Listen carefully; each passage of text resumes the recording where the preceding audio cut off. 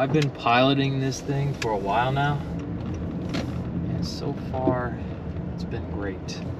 I will say, like the ease of getting in and out of spaces like I'm doing right now. By the way, sorry, but I'm donating some clothes, so give me a couple seconds. Okay, right. Please depress Rear the view brake camera, pedal to some release safety the parking features, brake. you know, can't go wrong with that. So, why do I think this is the best daily? Honestly, just think about it for a sec. I would say this outsells the Camry in a way. I know there's a lot of people that will probably think that's not the case, but the Camry is pretty cool with the Accord. You know, you got that civic factor with the handling and all that, so you know, I can see why it's a competent competitor. But let's start. So I've been like I said, I've been driving this for a while now. I think it's great. It's a nice daily. I get around, well, allegedly get around like 30, 39, 40 MPG. Have no complaints so far.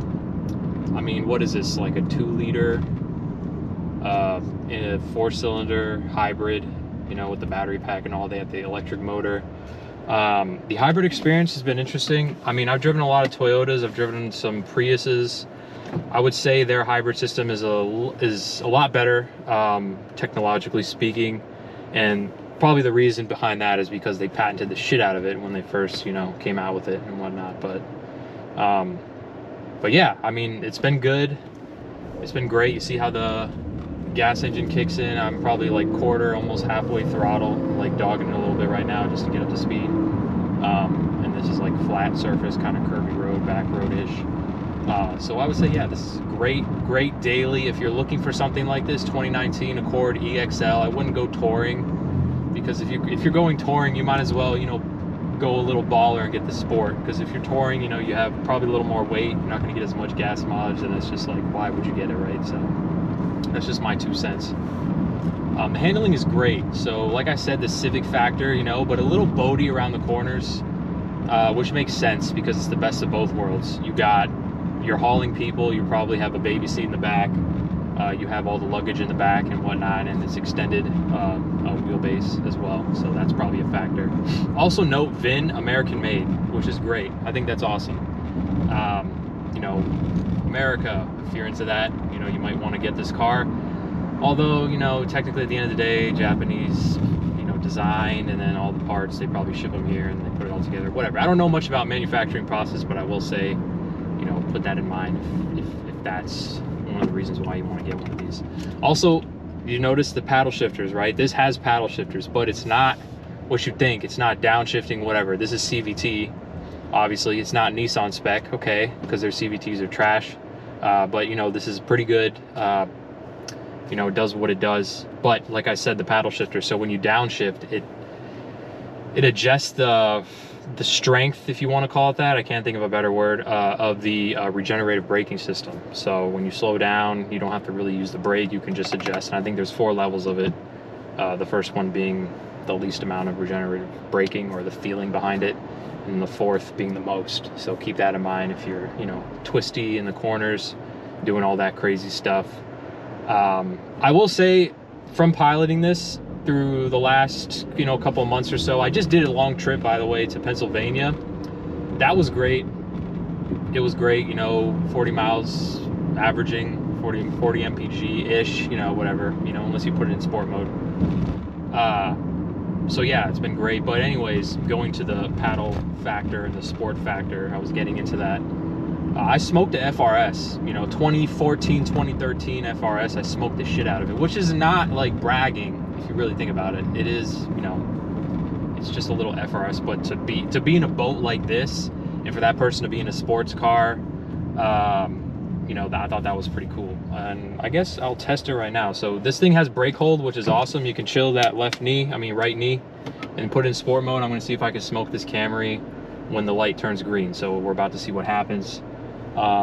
It's about to turn green probably soon, but in the meantime, you know, all the features here, EXL, so it has the heated seats, has Bluetooth, has Apple CarPlay. However, it's not wireless. Keep that in mind. The infotainment system's a little gimmicky, if you will. It's not the best.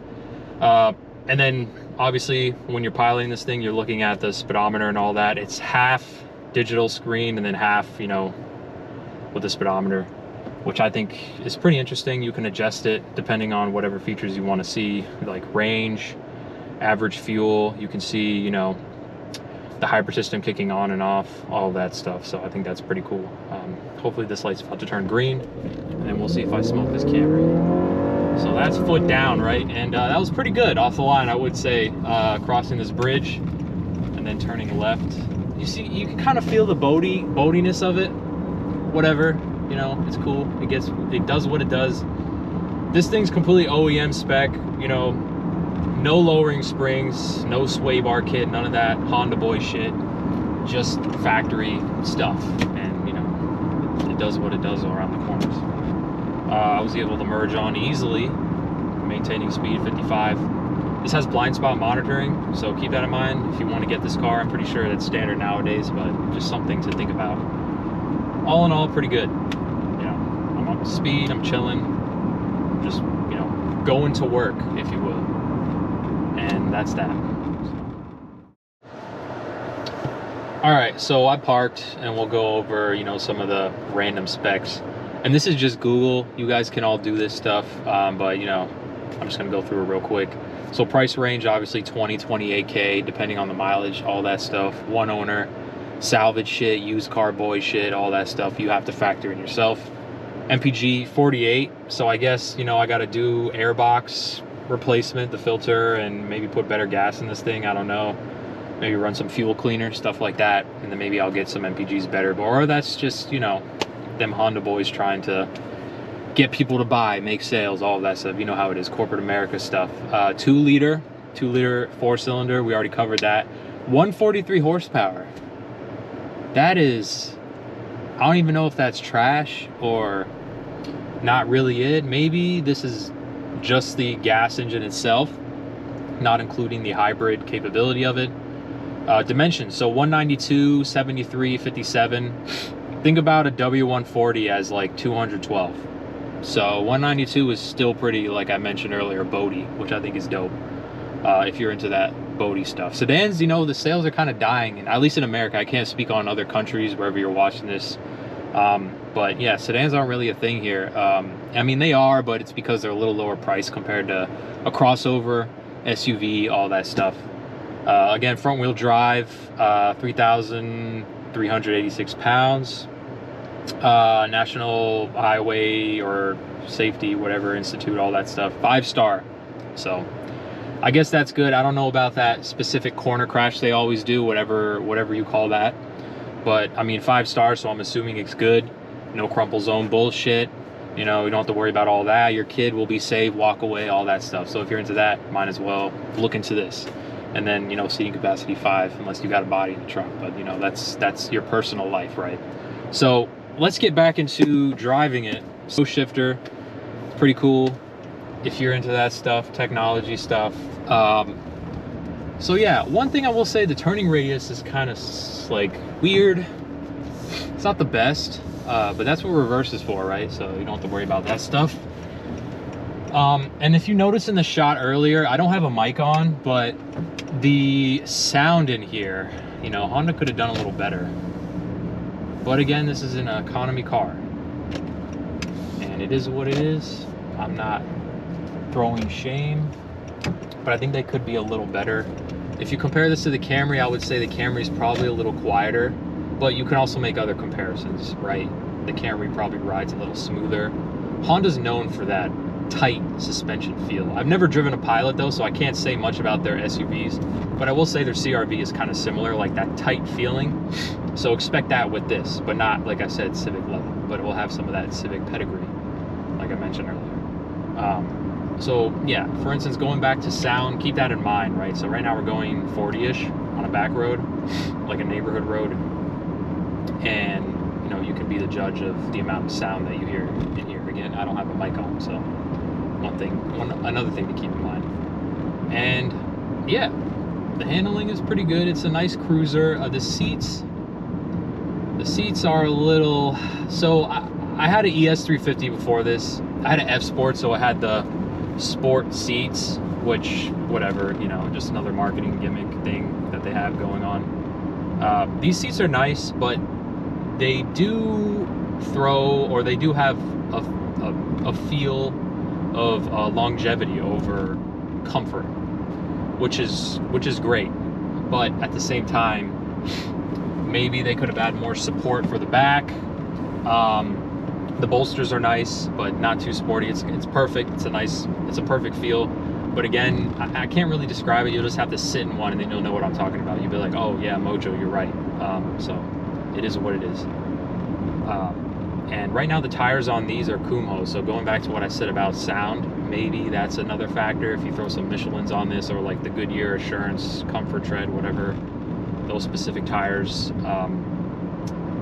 that might play a role in the sound. So when you're not in sport, the battery goes down quick. I don't know why. Maybe this battery is on its way out. Again, this car has like almost 50,000 miles. That person almost hit me. But 50,000 miles on it ish. So the battery should last, you know, 100K plus, maybe 150. I don't know about the new battery technology and the hybrids, but I mean, I've owned a fair share of hybrids in the past. Mainly Toyotas, and I would say they last to the 150, 160 range. Then you got to start questioning whether you should get a rebuild or dump the car at an auction or just dump it, regardless. So keep that in mind too. But again, I don't know why the hybrid battery goes down low when you're in normal mode or comfort mode, but when you're in sport mode, I guess the engine's on more, so the battery is always kind of recharging or in a recharging state.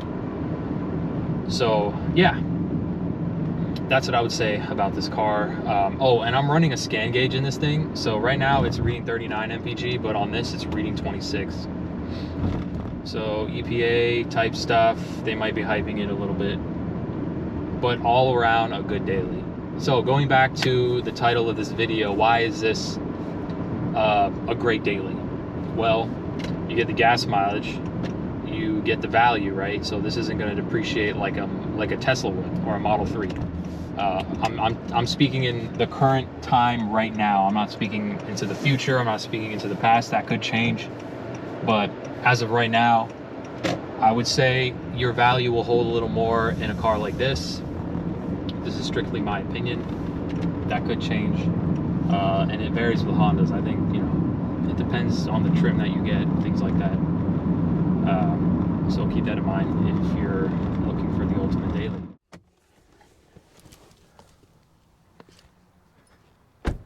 So, take a look at this thing. It's actually pretty dope. Now this doesn't have the crazy rims on it. You know, all the big 18s, 19-inch rims. These are just pretty standard. It has the window tint and the well visors, which I think add a nice touch. But if you look here, you can see the contour lines. Very nice. The Honda designers, they did a great job with this. And then you have the crease that goes all along the sides, all the way to the front, and then they disappear at the end of the fenders, which I think is a nice touch.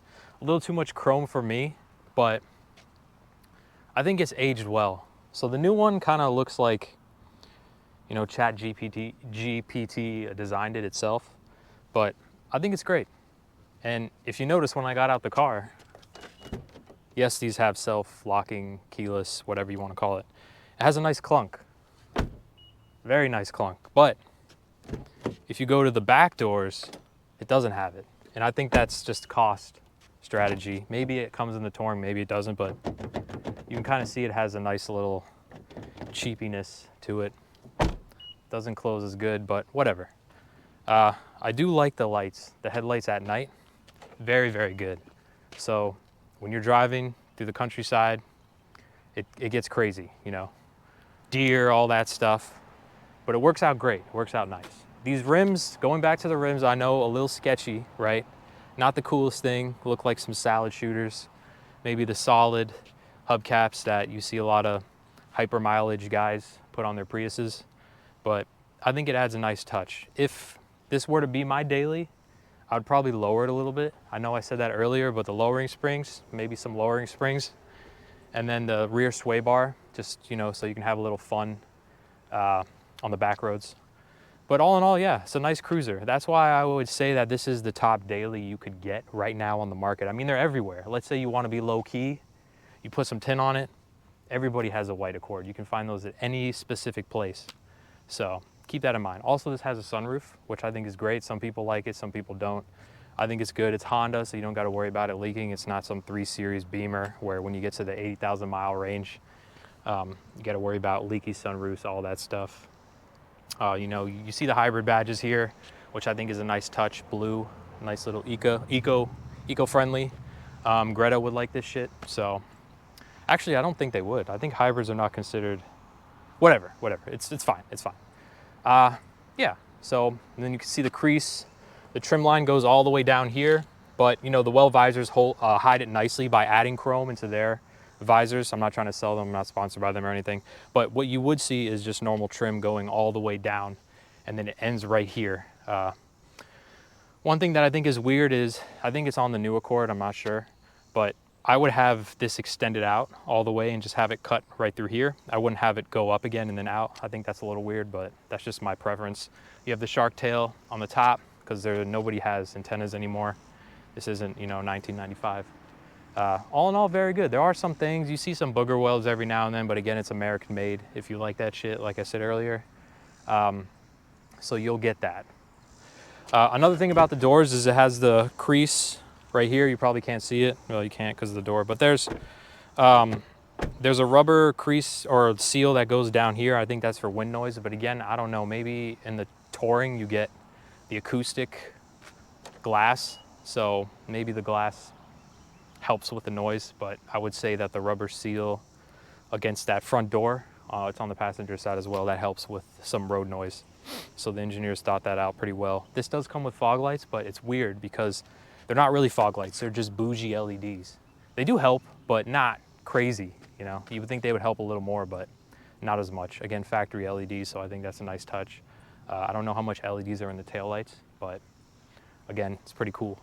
And I think that wraps it up. Oh, one other thing. So when you do turn signals, you have it right here too. So nice little luxury touch. And when you go take your girl to Fogo de Chao or Texas de Brazil, you know, you can feel a little bougie in this thing. The tin is a must. I will say the AC could be a little better. So shout out to the Honda engineers for that. But you know, if you're hearing this, work on that AC system. So, and I think that pretty much wraps it up.